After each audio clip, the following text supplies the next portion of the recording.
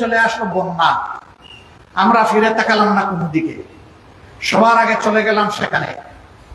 ফেনীর পানিতে নেমে আমরা চিৎকার দিয়ে বললাম, বাংলাদেশের জনগণকে যাদের সামর্থ্য আছে ছুটে আসুন, পাশে দাঁড়ান, সেবা করুন, মানুষের দোয়া গ্রহণ করুন। আলহামদুলিল্লাহ, শুধু আমাদের দাওয়াতে গেছে এটা আমি বলবো না, কিন্তু আমরা আওয়াজ দিয়েছি সবার আগে। মানুষ ঝাঁকে ঝাঁকে সেখানে গিয়ে পড়লো, আমরা আমাদের সামর্থ্য অনুযায়ী মানুষের পাশে থাকলাম। এরপরে আমরা খেয়াল করলাম জুলাই যুদ্ধে যারা আহত তাদের ব্যাপারটা কি হবে, আমরা তাদের দিকে আমাদের সামর্থ্য অনুযায়ী চেষ্টা করেছি। এই জায়গায় লক্ষ্য করুন, আমরা বড় একটা সমাবেশ ঢাকায় চাইলে করতে পারতাম, কিন্তু আমরা করিনি। কারণ তখন মানুষকে দেখানো আমাদের কোনো উদ্দেশ্য ছিল না। এই বিপ্লবের ক্রেডিট দাবি করার কোনো উদ্দেশ্য আগেও ছিল না, এখনো নাই। আমরা গভীরভাবে বিশ্বাস করি এটি আল্লাহ তাআলার একান্ত মেহেরবানিতে এই পরিবর্তন হয়েছে। আর এর জমিনের দায়িত্ব এবং এই জমিনের কৃতিত্ব হচ্ছে বাংলাদেশের 18 কোটি মানুষের। আমরা এখানে কাউকে কোনো মাস্টার মাইন্ড মানি না এবং নিজেদেরকেও মাস্টার মাইন্ড দাবি করি না। যদি একজনকে আমরা মাস্টার মাইন্ড বলি, তাহলে বাকি সবাইকে আন্ডারমাইন্ড করতে হয়, আমরা তা করব না। আমরা সবাইকে সম্মান করি। 10 মাসের শিশু তুলে নিয়ে যে মা উত্তরার রাস্তায় সেদিন নেমে পড়েছিলেন, তাকে থেকে শুরু করে 82 বছরের বৃদ্ধ পর্যন্ত রাস্তায় এসে যারা প্রতিবাদ করেছেন, এই লড়াইকে জোরদার করেছেন, ফ্যাসিবাদের পতন নিশ্চিত করেছেন, আমরা মনে করি তারা সকলেই মাস্টারমাইন্ড। আমরা এভাবেই বাংলাদেশের জনগণকে অভিনন্দন জানাই। বন্ধুগণ, অবশ্যই দেশকে সুশৃঙ্খল অবস্থায় আনতে হলে আমাদের একটা কার্যকর নির্বাচন লাগবে। সেই নির্বাচনটা আমরা আশা করছি আগামী বছরের প্রথম দিকে ইনশাল্লাহ অনুষ্ঠিত হবে। কিন্তু সেই নির্বাচনটা কেমন চাই, আমাদের স্পষ্ট বক্তব্য, অতীতের বস্তা বচায় ধারায় নতুন কোনো নির্বাচন চাই না এবং এমন কোনো নির্বাচন আমরা মেনেও নেব না। এই নির্বাচন হতে হবে স্বচ্ছ, এই নির্বাচন হতে হবে সকলের জন্য লেভেল প্লেইং ফিল্ডের উপরে, সমতল মাঠ নিশ্চিত করতে হবে।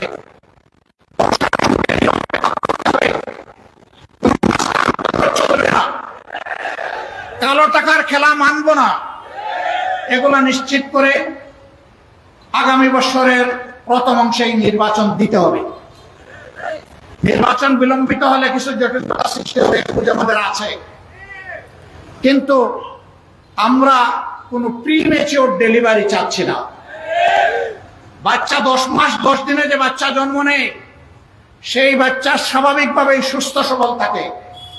6 মাসের মাথায় বাচ্চা জন্ম নেয়, তাকে ইনকিউবেটরে রাখতে হয়, ওই বাচ্চা সারা জীবন দুর্বল থাকে। আমরা এরকম কোনো দুর্বল নির্বাচন এবং দুর্বল গণতন্ত্র চাই না। আমরা গণতন্ত্র এবং নির্বাচনকে তার মজবুত পিলারের উপর দেখতে চাই। আমরা সংস্কারের কথা বলেছি, অবশ্যই সংস্কার করতে হবে। আমরা স্থানীয় সরকার নির্বাচনের কথা বলেছি দুর্ভোগ কমানোর জন্য, এটা একটা নির্বাচন। বহু জায়গায় এখন স্থানীয় সরকারের কোনো প্রতিনিধি নাই, জনগণের সাফারিং হচ্ছে। কিসের রাজনীতি, জনগণকে আমি সাফারিং এর মধ্যে রেখে দেব? এই জন্য আমরা বলেছি যে আগে স্থানীয় সরকার নির্বাচন দিয়ে জনগণের সাফারিংটা দূর করে। আমরা প্রবাসীদের ভোটাধিকার চেয়েছি। এই আন্দোলন, এই বিপ্লবে, এই অভ্যুত্থান আমরা একা করি নাই। আমাদের প্রবাসীরা সমান কৃতিত্বের দাবিদার। তাদের ভোটাধিকার কেন থাকবে না? তাদের ভোটাধিকার অবশ্যই নিশ্চিত করতে হবে। আমি ছোট্ট একটা মানুষ, সারা দুনিয়া ঘুরাই, ছোট্ট একটা লাগেজ নিয়ে যাই। নতুন জায়গায় গেলে বন্ধুরা বলে যে আপনার ট্যাগটা দেন। আমি কিসের ট্যাগ? বলে যে আপনার লাগেজ ট্যাগ। আমি বললাম ভাই আমি নিজেই লাগেজ। না দেন, আপনার কষ্ট হবে। আমি তাইলে এইটাই নেন। আর কোনো লাগেজ নাই। আমি বলি এইটাই আমার জন্য যথেষ্ট। কেউ আমাকে একটা শার্ট দিতে চাইলে, একটা গেঞ্জি দিতে চাইলে, কোনো উপহার দিতে চাইলে আমি বলি আমার লাগেজ খুলে দেখেন, জায়গা থাকলে আপনি ঢুকাই দেন। আমার লাগেজে কোনো জায়গা নাই। আর আমি এইখানে সম্পদের বোঝা বাড়াতে আসিনি। আমি এসেছি আমার গুনার বোঝা কমাতে। আমি এসেছি আমার দেশ এবং জাতির পক্ষে কিছু দায়িত্ব পালন করতে।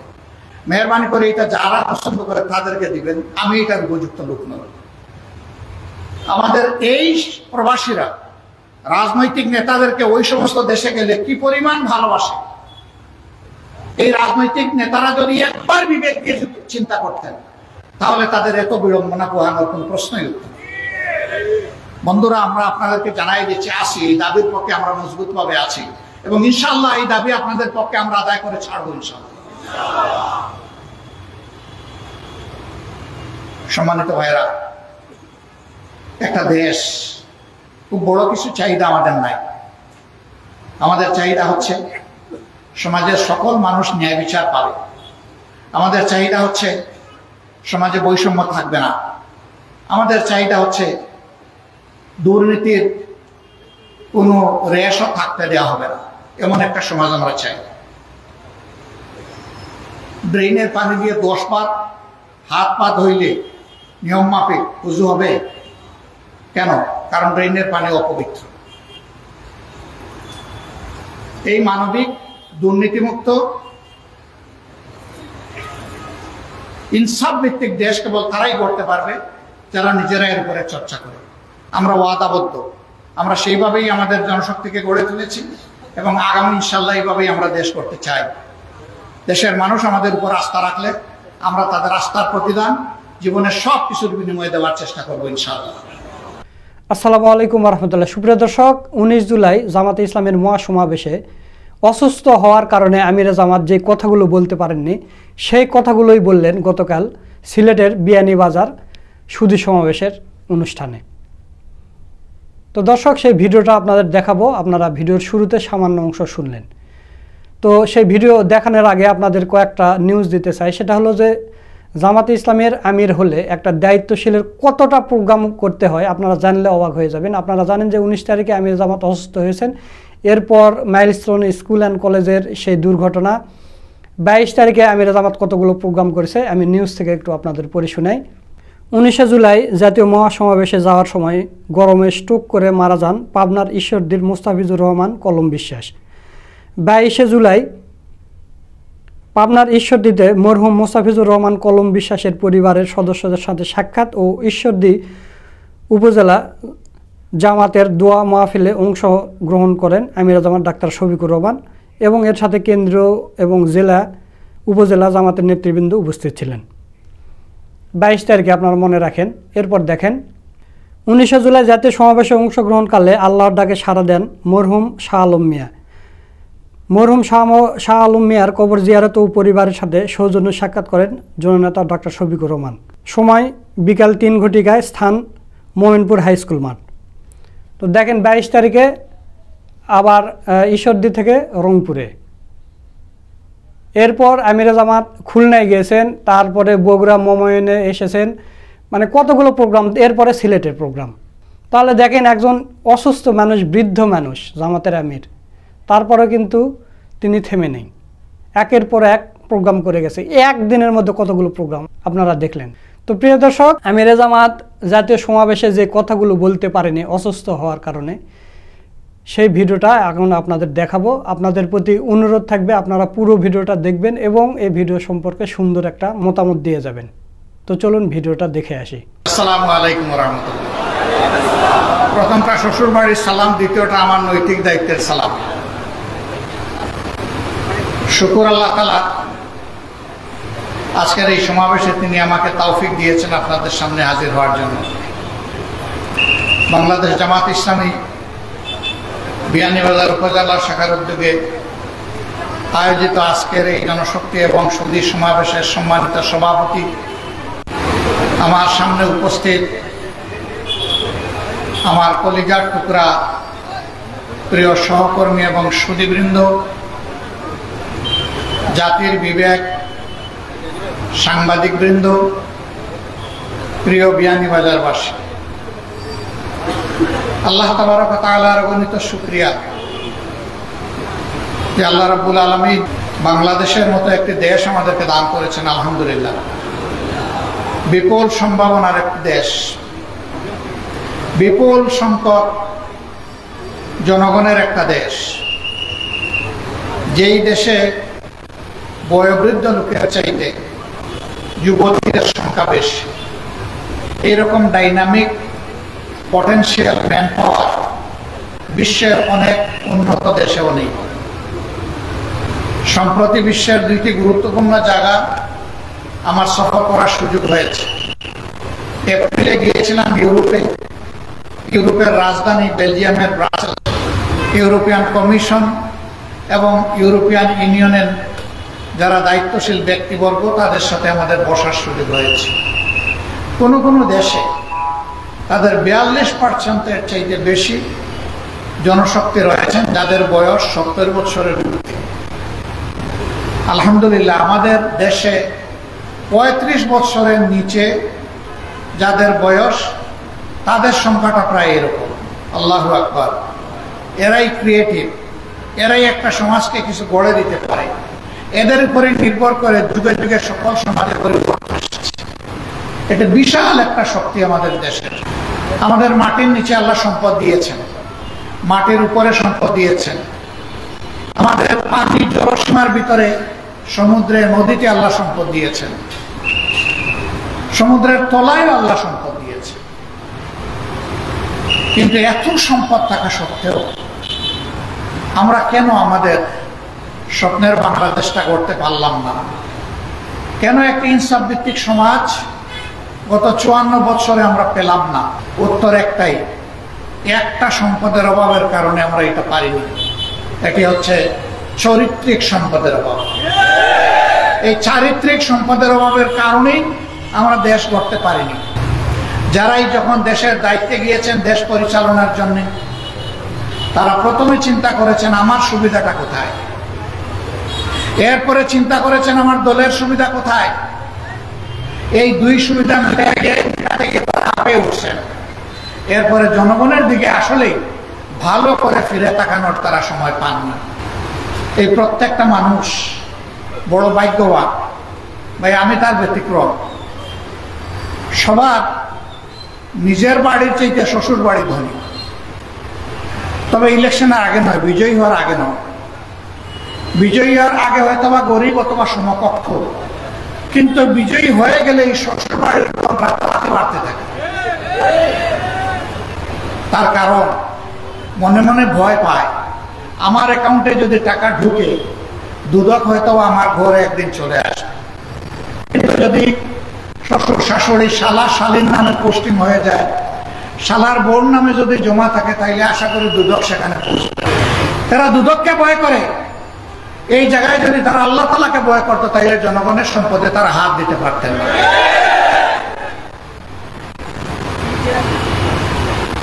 15.5 বছর এই দেশ থেকে বিপুল পরিমাণ অর্থ বিদেশে পাচার হয়েছে। বাংলাদেশ ব্যাংকের হিসাব মতো এর পরিমাণ হচ্ছে 26,58,000 কোটি টাকা। বাংলাদেশের বার্ষিক বাজেটের 5 গুণ। এই টাকা যদি বাংলাদেশের ভিতরে থাকতো, তাহলে বাংলাদেশ আজকে কোথায় চলে যেত?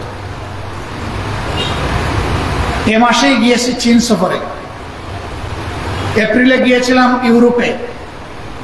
সবার একই কথা, তোমাদের দেশের একটা জিনিসের উপর তোমরা বিজয় অর্জন করতে পারো, তাহলে তোমাদের দেশ বদলাতে 20 থেকে 25 বছরের বেশি সময় লাগবে না। একই কথা আমরা জিজ্ঞেস করেছি, আমাদের তো একটা অবজারভেশন আছে, তোমাদেরটা কি? বলেছে এটা দুর্নীতি, দুর্নীতি এবং দুর্নীতি। এই দুর্নীতি যদি তোমরা ঠেকাতে পারো, তোমাদের দেশ বদলে যাবে। আমরা তোমাদের দেশের সাথে ব্যবসা বাণিজ্য করি, তোমাদের দেশের দুর্নীতি দেখে আমরা লজ্জিত হই, কিন্তু তোমাদের লোকেরা লজ্জিত হয় না। এটা কি একটা জাতির জন্য লজ্জার বিষয়? দুর্নীতি এমনই একটা মহারোগ, যে রোগ সমাজের আর কোনো কিছু বাকি রাখে না। এই দুর্নীতির কারণে সমাজে সন্ত্রাস হবে, দুর্নীতির কারণে লম্পটরা লম্পট্য করে টাকার বিনিময়ে রেহাই পেয়ে যাবে, দুর্নীতির কারণে নিরীহ মানুষকে স্লটার করে জবাই করার পরে সে বেঁচে যাবে তার টাকা পয়সা দিয়ে।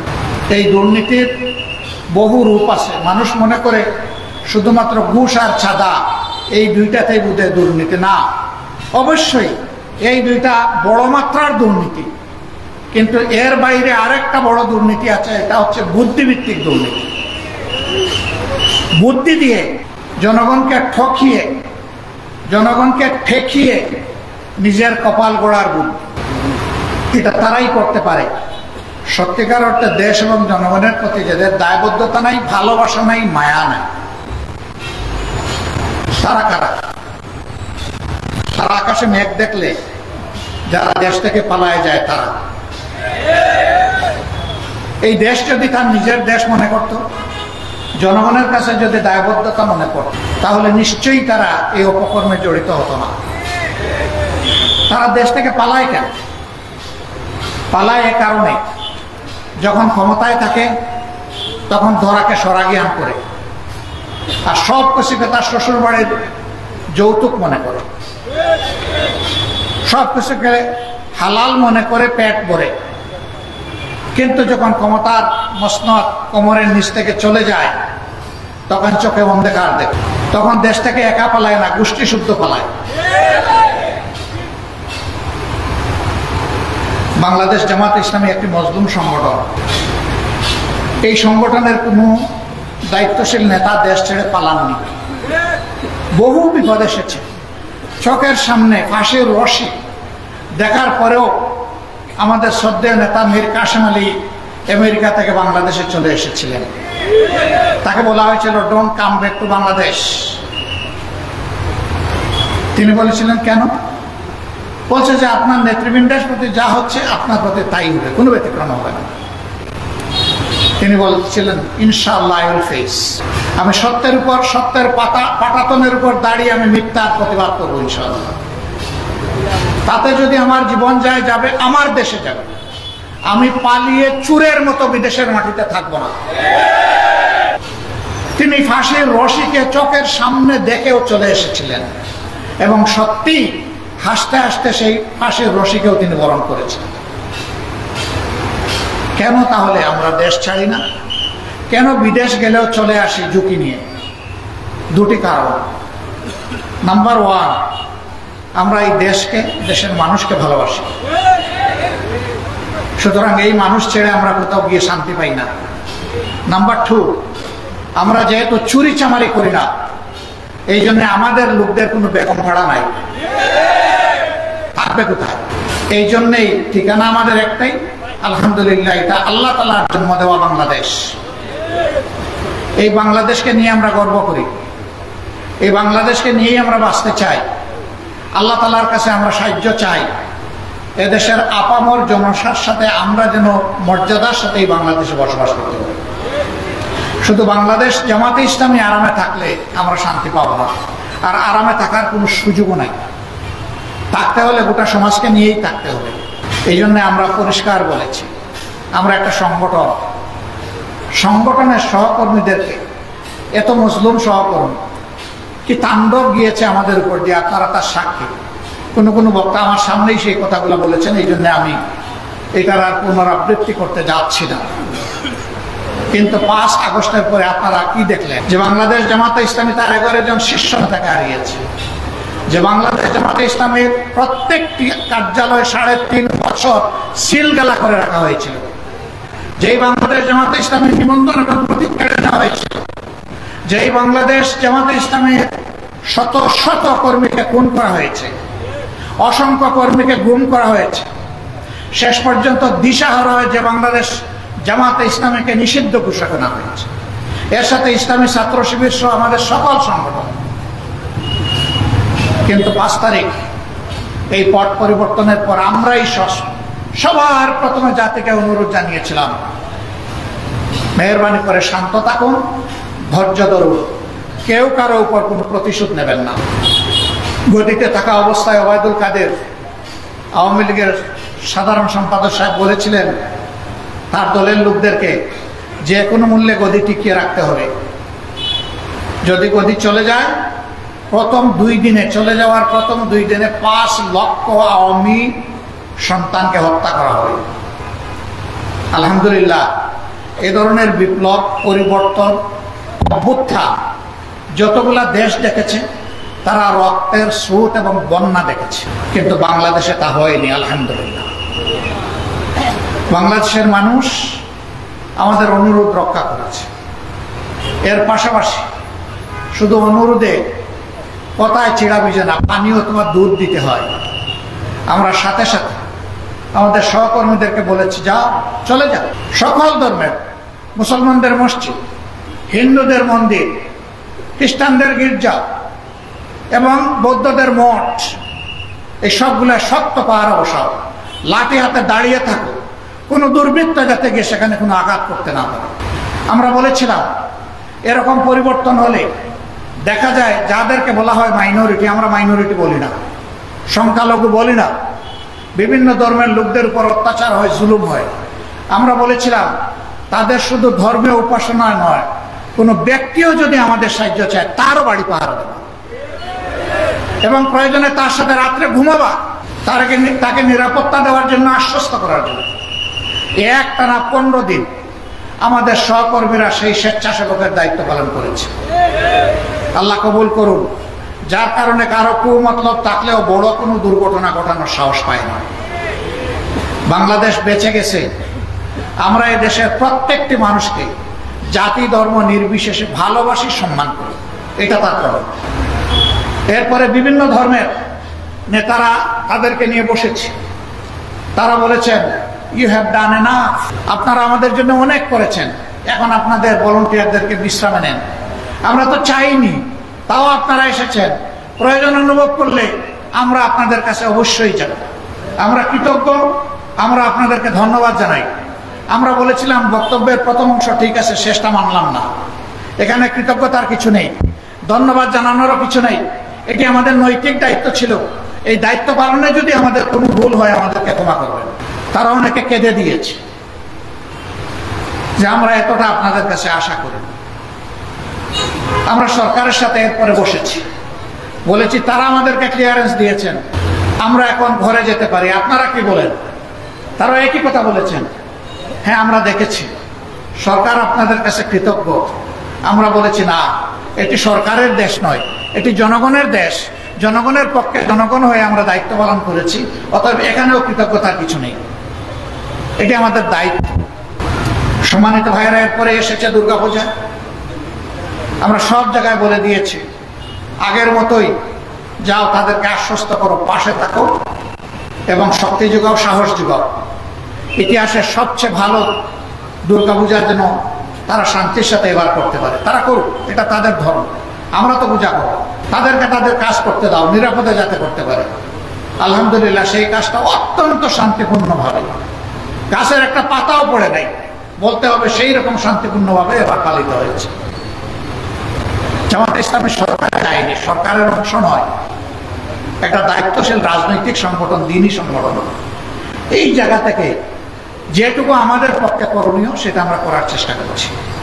জুলাই যুদ্ধে যারা শহীদ হয়েছে, প্রতিটি শহীদের ঘরে আমরা সাথে সাথে পৌঁছে যাওয়ার চেষ্টা করেছি, পরিবারকে সান্ত্বনা দিয়েছি, তাদের জন্য দোয়া করেছি, তাদের কাছে দোয়া চেয়েছি, তাদেরকে আশ্বস্ত করেছি এখন থেকে আমরাও আপনাদের পরিবারের সদস্য এবং আমরা আপনাদের সাথে আছি, ইনশাল্লাহ আমরা আপনাদের সাথে থাকবো।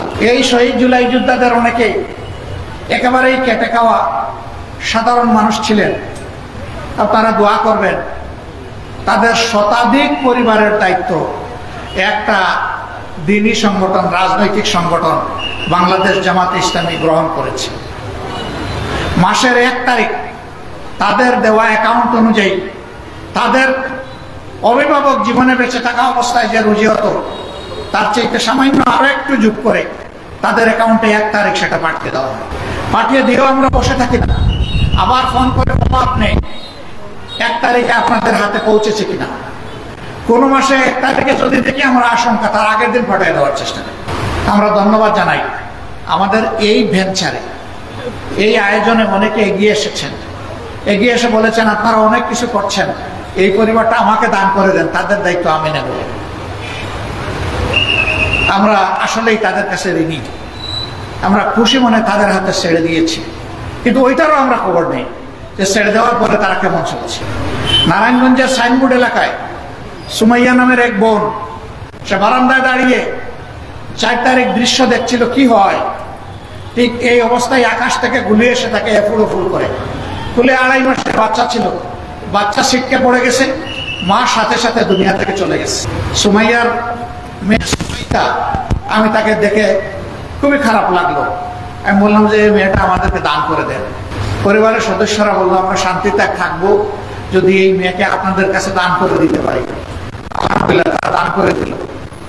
ঢাকার এক বিশিষ্ট শিল্পপতি, আল্লাহ তাকে ছেলে মেয়ে কিছুই দেননি, তিনি খবর পেলেন, তিনি ওই পরিবারে ছুটে গেলেন, মেয়েটা নিতে চাইলেন। তারা বললো এ মেয়ের মালিক আমরা নই, এ মেয়ের অভিভাবক জামাত ইসলামী, এইটা দেওয়া না দেওয়া তাদের ব্যাপার। তিনি আমার কাছে ছুটেছিলেন। আমি তাকে বললাম আমি আপনার পক্ষে উকালতি করতে পারি, কিন্তু তাদের ইচ্ছার বিরুদ্ধে আমি কিছু করতে পারবো না। আমি দরদ নিয়ে দায়িত্ব নিয়ে আপনার কথা বলবো, যদি তারা গ্রহণ করে আমার আপত্তি নেই, কিন্তু আপনাদের কুলটাকেই আমরা নিরাপদ মনে করছি, আমাদের শিল্পপতি হওয়ার দরকার নেই। রিয়েলি এরা আমাদেরকে ঋণী করেছে। এরপরেই চলে আসলো বন্যা।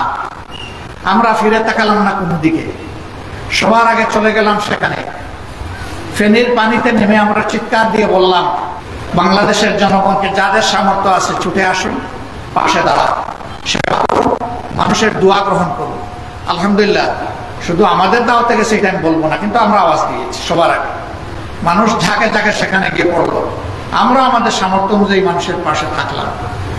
এরপরে আমরা খেয়াল করলাম জুলাই যুদ্ধে যারা আহত তাদের ব্যাপারটা কি হবে। আমরা তাদের দিকে আমাদের সামর্থ্য অনুযায়ী চেষ্টা করেছি। এই জায়গায় লক্ষ্য করুন, আমরা বড় একটা সমাবেশ ঢাকায় চাইলে করতে পারতাম, কিন্তু আমরা করিনি। কারণ তখন মানুষকে দেখানো আমাদের কোনো উদ্দেশ্য ছিল না। এই বিপ্লবের ক্রেডিট দাবি করার কোনো উদ্দেশ্য আগেও ছিল না, এখনো নাই। আমরা গভীরভাবে বিশ্বাস করি এটি আল্লাহ তাআলার একান্ত মেহেরবানিতে এই পরিবর্তন হয়েছে। আর এর জমিনের দায়িত্ব এবং এই জমিনের কৃতিত্ব হচ্ছে বাংলাদেশের 18 কোটি মানুষের। আমরা এখানে কাউকে কোনো মাস্টার মাইন্ড মানি না এবং নিজেদেরকেও মাস্টার মাইন্ড দাবি করি না। যদি একজনকে আমরা মাস্টার মাইন্ড বলি তাহলে বাকি সবাইকে আন্ডার মাইন্ড করতে হয়, আমরা তা করবো না। আমরা সবাইকে সম্মান করি। 10 মাসের শিশু তুলে নিয়ে যে মা উত্তরার রাস্তায় সেদিন নেমে পড়েছিলেন, তাকে থেকে শুরু করে 82 বছরের বৃদ্ধ পর্যন্ত রাস্তায় এসে যারা প্রতিবাদ করেছেন, এই লড়াইকে জোরদার করেছেন, ফ্যাসিবাদের পতন নিশ্চিত করেছেন, আমরা মনে করি তারা সকলেই মাস্টার মাইন্ড। আমরা এভাবেই বাংলাদেশের জনগণকে অভিনন্দন জানাই। বন্ধুগণ, অবশ্যই দেশকে সুশৃঙ্খল অবস্থায় আনতে হলে আমাদের একটা কার্যকর নির্বাচন লাগবে। সেই নির্বাচনটা আমরা আশা করছি আগামী বছরের প্রথম দিকে ইনশাল্লাহ অনুষ্ঠিত হবে। কিন্তু সেই নির্বাচনটা কেমন চাই? আমাদের স্পষ্ট বক্তব্য, অতীতের বস্তা পচায় ধারায় নতুন কোনো নির্বাচন চাই না এবং এমন কোনো নির্বাচন আমরা মেনেও নেব না। এই নির্বাচন হতে হবে স্বচ্ছ, এই নির্বাচন হতে হবে সকলের জন্য লেভেল প্লেইং ফিল্ডের উপরে, সমতল মাঠ নিশ্চিত করতে হবে। কালো টাকার খেলা মানব না, এগুলা নিশ্চিত করে আগামী বছরের প্রথম অংশে নির্বাচন দিতে হবে। নির্বাচন বিলম্বিত হলে কিছু জটিলতা সৃষ্টি হবে, আমাদের আছে, কিন্তু আমরা কোনো প্রিমেচিওর ডেলিভারি চাচ্ছি না। বাচ্চা 10 মাস 10 দিনে যে বাচ্চা জন্ম নেয়, সেই বাচ্চা স্বাভাবিকভাবেই সুস্থ সবল থাকে। 6 মাসের মাথায় বাচ্চা জন্ম নেয়, তাকে ইনকিউবেটরে রাখতে হয়, ওই বাচ্চা সারা জীবন দুর্বল থাকে। আমরা এরকম কোন দুর্বল নির্বাচন এবং দুর্বল গণতন্ত্র চাই না। আমরা গণতন্ত্র এবং নির্বাচনকে তার মজবুত পিলারের উপর দেখতে চাই। আমরা সংস্কারের কথা বলেছি, অবশ্যই সংস্কার করতে হবে। আমরা স্থানীয় সরকার নির্বাচনের কথা বলেছি দুর্ভোগ কমানোর জন্য, এটা একটা নির্বাচন। বহু জায়গায় এখন স্থানীয় সরকারের কোনো প্রতিনিধি নাই, জনগণের সাফারিং হচ্ছে। কিসের রাজনীতি? জনগণকে আমি সাফারিং এর মধ্যে রেখে দেব? এই জন্য আমরা বলেছি যে আগে স্থানীয় সরকার নির্বাচন দিয়ে জনগণের সাফারিংটা দূর করে। আমরা প্রবাসীদের ভোটাধিকার চেয়েছি। এই আন্দোলন, এই বিপ্লবে, এই অভ্যুত্থান আমরা একা করি নাই। আমাদের প্রবাসীরা সমান কৃতিত্বের দাবিদার। তাদের ভোটাধিকার কেন থাকবে না? তাদের ভোটাধিকার অবশ্যই নিশ্চিত করতে হবে। তাদের ভোটাধিকার শুধু নিশ্চিত, লাগেজ নিয়ে যাওয়া হয়, আসার সময় আলহামদুলিল্লাহ ভারী লাগেজ নিয়ে আসা হয়, এই জায়গায় খুব ভালো গুরুত্ব দেওয়া হয়। আমি ছোট্ট একটা মানুষ, সারা দুনিয়া ঘুরাই, ছোট্ট একটা লাগেজ নিয়ে যাই, নতুন জায়গায় গেলে বন্ধুরা বলে যে আপনার ট্যাগটা দেন। আমি কিসের ট্যাগ? বলে যে আপনার লাগেজ ট্যাগ। আমি বললাম ভাই আমি নিজেই লাগেজ। না দেন, আপনার কষ্ট হবে। আমি তাইলে এইটাই নেন। আর কোনো লাগেজ নাই। আমি বলি এইটাই আমার জন্য যথেষ্ট। কেউ আমাকে একটা শার্ট দিতে চাইলে, একটা গেঞ্জি দিতে চাইলে, কোনো উপহার দিতে চাইলে আমি বলি আমার লাগেজ খুলে দেখেন, জায়গা থাকলে আপনি ঢুকাই দেন। আমার লাগেজে কোনো জায়গা নেই। আর আমি এইখানে সম্পদের বোঝা বাড়াতে আসিনি। আমি এসেছি আমার গুনার বোঝা কমাতে। আমি এসেছি আমার দেশ এবং জাতির পক্ষে কিছু দায়িত্ব পালন করতে। মেহরবানি করে এটা যারা পছন্দ করে তাদেরকে দিবেন, আমি এটার উপযুক্ত লোক নই। আমাদের এই প্রবাসীরা রাজনৈতিক নেতাদেরকে ওই সমস্ত দেশে গেলে কি পরিমাণ ভালোবাসে। এই রাজনৈতিক নেতারা যদি একবার বিবেককে চিন্তা করতেন, তাহলে তাদের এত বিড়ম্বনা পোহানোর কোন প্রশ্নই উঠত না। বন্ধুরা, আমরা আপনাদেরকে জানাই দিচ্ছি, আছি এই দাবির পক্ষে আমরা মজবুতভাবে আছি এবং ইনশাআল্লাহ এই দাবি আপনাদের পক্ষে আমরা আদায় করে ছাড়বো ইনশাআল্লাহ।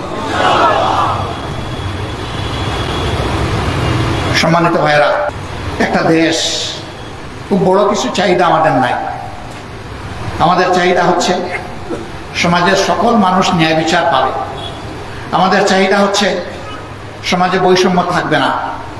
আমাদের চাহিদা হচ্ছে দুর্নীতির কোনো রেশও থাকতে দেওয়া হবে না, এমন একটা সমাজ আমরা চাই। ড্রেনের পানি দিয়ে 10 বার হাত পা ধুইলে নিয়ম মাফিক উজু হবে কেন? কারণ ড্রেনের পানি অপবিত্র। এই মানবিক দুর্নীতিমুক্ত ইনসাফ ভিত্তিক দেশ কেবল তারাই গড়তে পারবে যারা নিজেরা এর উপরে চর্চা করে। আমরা ওয়াদাবদ্ধ, আমরা সেইভাবেই আমাদের জনশক্তিকে গড়ে তুলেছি এবং আগামী ইনশাল্লাহ এইভাবেই আমরা দেশ করতে চাই। দেশের মানুষ আমাদের উপর আস্থা রাখলে আমরা তাদের আস্থার প্রতিদান জীবনের সব কিছুর বিনিময়ে দেওয়ার চেষ্টা করবো ইনশাল্লাহ। বিয়ানীবাজারের পাশে একটা উপযুক্ত মানুষকে আপনাদের সামনে আমরা প্লেস করেছি, তার সম্পর্কে ইতিমধ্যেই জেনেছি।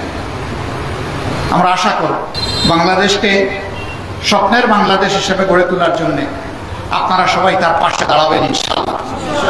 এখানে যারা আছেন তারা ঘরে ঘরে আমার এই অনুরোধ সালাম মেহেরবানি করে আপনারা পৌঁছে দেবেন।